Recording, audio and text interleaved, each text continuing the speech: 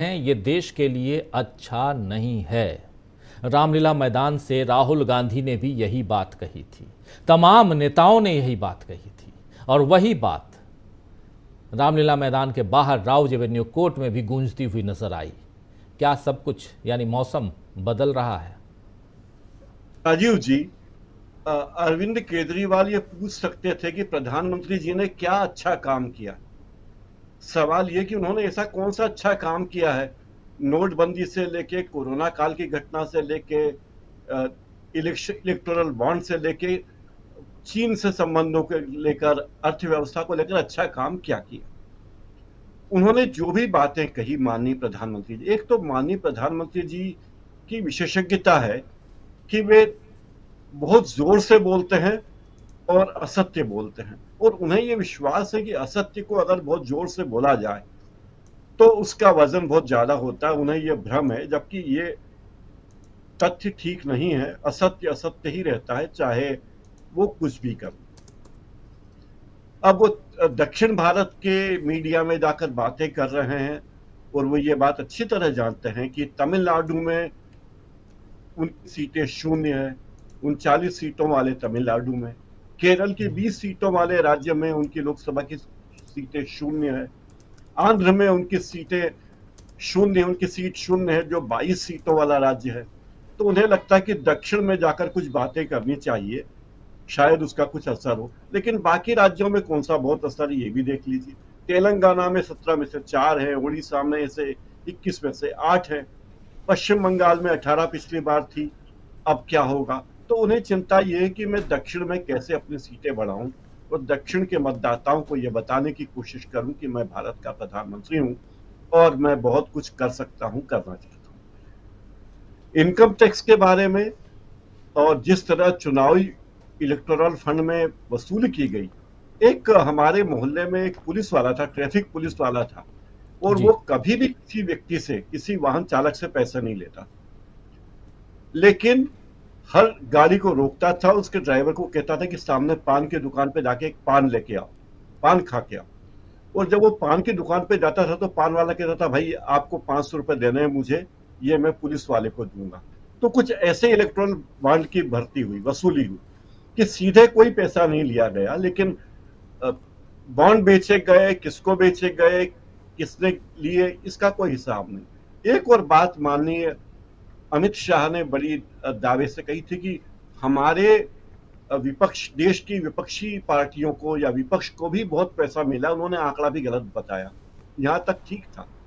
उन्होंने ये नहीं कहा कि हमने तो डंडे के जोर पे वसूली की थी, ये भी बताते कि हमें इतना पैसा क्यों मिला, क्योंकि हमारे पास ईडी थी, हमारे पास इनकम टैक्स था, हमारे पास सीबीआई थी। इन संस्थाओं का जितना अश्लील दुरुपयोग हुआ है, इतना ज्यादा दुरुपयोग हुआ है, ये भारत के इतिहास में कोई छोटी बात नहीं है। और खुद वित्त मंत्री जी की के पति ने यह बात कही है, जो खुद अर्थशास्त्री हैं, कि इलेक्टोरल बॉन्ड विश्व के इतिहास में सबसे बड़ा घोटाला है। तो ये कहने का मतलब कोई छोटी मोटी बात नहीं है। अगर जेएनयू का कोई प्रोफेसर, एक विद्वान व्यक्ति ये बात कहे जो अर्थशास्त्री की, इतना बड़ा घोटाला, जिस फर्जी घोटाले में राजीव गांधी को फंसाया गया था, बोफोर्स वाले मामले में, उसमें कुल भ्रष्टाचार का आरोप था 64 करोड़ रुपए, और आज तक 2024 तक यह बात साबित नहीं हुई कि बोफोर्स में कोई घोटाला हो। लेकिन बीजेपी ने शुरू से यह बात समझ रखी है कि अफवाहें फैलाने का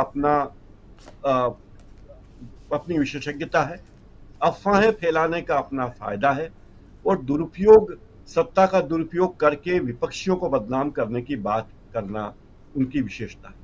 मुझे यह लगता है राजीव जी कि प्रधानमंत्री जी को यह इस बात का इल्हाम है कि चुनाव में उनको कितनी सीटें आने वाली हैं, और उन्होंने जो अपने कार्यकर्ताओं के लिए और गोदी मीडिया के लोगों के लिए चर्चा का विषय रख रखा है, वो लक्ष्य तो वो कभी भी प्राप्त नहीं कर पाएंगे।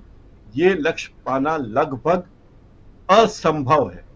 मैं असंभव कह रहा हूं क्योंकि ये 370 सीटों की बातें कर रहे हैं जो कभी नहीं हुई होगी। लेकिन अतीत में आप देखेंगे कि 1984 में कांग्रेस को कितने वोट मिले थे, 493 उम्मीदवार खड़े किए थे और 414 सांसद जीते थे। लेकिन राजीव गांधी के दौर में कभी इस तरह की बातें नहीं हुई। इतने प्रबल प्रबल सत्ता के होते हुए भी कभी राजीव गांधी के दौर में इस तरह की बातें नहीं हुई। उन्हीं के एक साथी ने, वीपी सिंह ने, उन्हें बदनाम करने की साजिश की और वो टूटे, ये बात अलग है।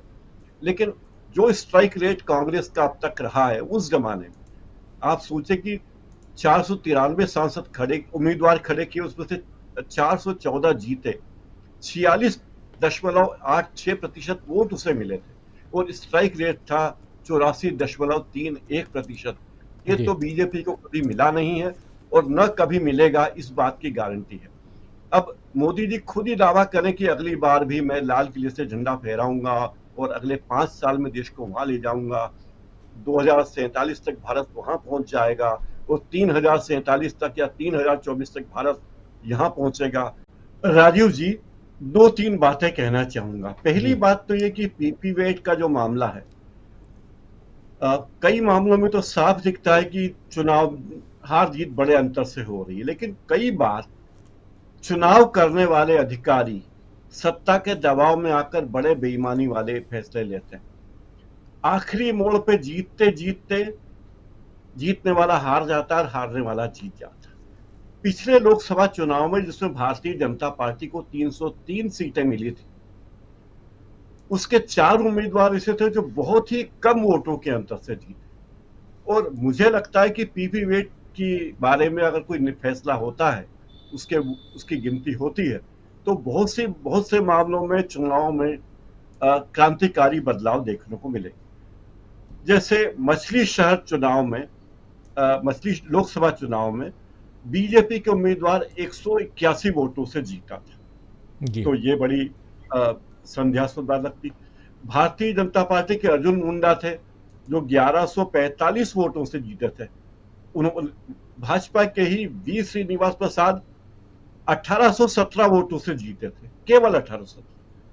वर्धमान, दुर्ग का है, वर्धमान आपके इलाके का है, वहां पे अहलूवालिया जी 2500 से भी कम वोटों से जीते थे, 2493 वोटों से। तो ये इस तरह की गड़बड़ियां जो प्रशासनिक चुनाव के अधिकारी प्रशासन के दबाव में आकर, नेताओं के दबाव में आकर जो गड़बड़ियां करते हैं गिनती में, वो उस पर एक सफाई होगी, लोगों को पता चल सकता है कि क्या होता है। मैं मेरे शहर का ही देखता हूं कि चुनाव में, महापौर के चुनाव में मतगणना चल रही है, आखिरी मोड़ तक कांग्रेस का एक उम्मीदवार जीतता आ रहा है, लेकिन रात को 12 बजे नतीजा आता है कि साहब जीतने वाला व्यक्ति बीजेपी का प्रत्याशी, और उसे बुलाकर तत्काल जिला निर्वाचन अधिकारी जो कलेक्टर होता है और मतगणना स्थल पर ताला लगा दिया, जबकि हर व्यक्ति कह रहा था कि बहुत गड़बड़ी हुई, हर व्यक्ति को उसमें शक लग रहा था। लेकिन अब आप कोर्ट में जाते रहिए, करिए जांच पड़ताल, वो अलग बात। एक तो मुझे ये बात कहनी। दूसरी बात यह है कि प्रधानमंत्री के बारे में कहना चाहता हूँ, जब वो तमिलनाडु में जाते हैं तो वो तमिलनाडु की बात करते हैं, वो श्रीलंका के कच्चातीवू या कच्चातीवू जिसको बोलते हैं, अलग अलग उच्चारण है, उसे श्रीलंका को देने के मामले में बात करते हैं कि बड़े आक्षेप लगाते प्रधानमंत्री। पर जो 2015 में सरकार बनने के बाद भारत सरकार ने बांग्लादेश से एक जमीन का समझौता किया था, जिसमें भारत ने 17,000 एकड़ जमीन बांग्लादेश को दी और बांग्लादेश ने 7,000 एकड़ जमीन भारत को दी। ये बहुत दिनों से विवादित था मामला, 1947 से विवादित था, और जब भी कांग्रेस की सरकार इसके बारे में कोशिश करती, सरकार की ने पहल की, बीजेपी ने उसका विरोध किया। तो प्रधानमंत्री कच्चा तीवू की बात करते हैं, ये बात भी करें कि भारत ने बांग्लादेश को 10,000 एकड़ जमीन क्यों दे दी, जो 11 गांव की जमीन, इस बारे में भी बोले। और तीसरी बात मैं ये कहना चाहता हूँ कि प्रधानमंत्री जब तमिलनाडु में जाते हैं या तमिलनाडु के किसी मीडिया हाउस से बात करते हैं, तो वह बात करते हैं कि तमिल भाषा की बड़ी उपेक्षा हुई है आजादी के बाद। भाई साहब, 10 साल से तो इस देश का प्रधानमंत्री कौन है? 10 साल से किस पार्टी की सरकार इस देश में है? उस पार्टी ने तमिल को आगे लाने के लिए क्या किया? तमिल भी भारत की भाषा है, उड़िया भी भारत की भाषा है, पंजाबी, असमी, सब भारतीय भाषाएं। इन भाषाओं को बढ़ाने के लिए सरकार ने क्या किया? ये बताते मोदी जी कि हमने ये किया, ये बताएंगे नहीं। सब तमिल की बड़ी उपेक्षा हो गई, क्योंकि लोगों की भावनाओं को भड़काने का प्रयास करना उनका दायित्व। जब उर्दू की बात होती है तो हर बात ये कहने की कोशिश की जाती है कि उर्दू तो पाकिस्तान की भाषा है, वो पाकिस्तान की राजभाषा है, लेकिन उर्दू का जन्म भारत में हुआ और हमारी भाषा है, लेकिन उर्दू को हम अपनी भाषा नहीं कहते। तो इस तरह के विचार, इस तरह के संकीर्ण विचार भारत के प्रधानमंत्री माननीय नरेंद्र मोदी के मुंह से अच्छे नहीं लगते। दूसरी बात है कि आप इस देश के प्रधानमंत्री हैं, बीजेपी के प्रधानमंत्री नहीं हैं। आप बनारस के सांसद हैं, लेकिन इस देश के प्रधानमंत्री हैं। तो आपके लिए सब जगह, सब भाषा, हर राज्य, हर इलाका एक जैसा होना चाहिए। और दूसरों के बारे में जब आप आक्षेप लगाते हैं कि साहब कच्चा तीऊ में तो हमारे मछुआरे जाल सुखाते थे, तो आपको बताना चाहिए कि जो भारत ने जमीन बांग्लादेश को दी, वो क्यों दी। मुझे लगता है कि ये ऐसे अंतर्राष्ट्रीय मुद्दे हैं जिस पर संसद में बड़ी चर्चा हो चुकी है, और भारत सरकार, जो भी प्रधानमंत्री सरकार रही होगी, चाहे कच्चा तीऊ के मामले में हो या 2015 में, सरकारों ने सोच समझकर फैसले लिए होंगे। लेकिन चुनाव के इतने साल बाद, इतने चुनाव के मौके पर, घटना के होने के बाद ये बातें करना प्रधानमंत्री जैसे पद के व्यक्ति के लिए गरिमापूर्ण बात नहीं। राजीव जी। जी बिल्कुल बिल्कुल। प्रधानमंत्री नरेंद्र मोदी अलग अलग आपने देखा होगा, कभी वो दाढ़ी बढ़ा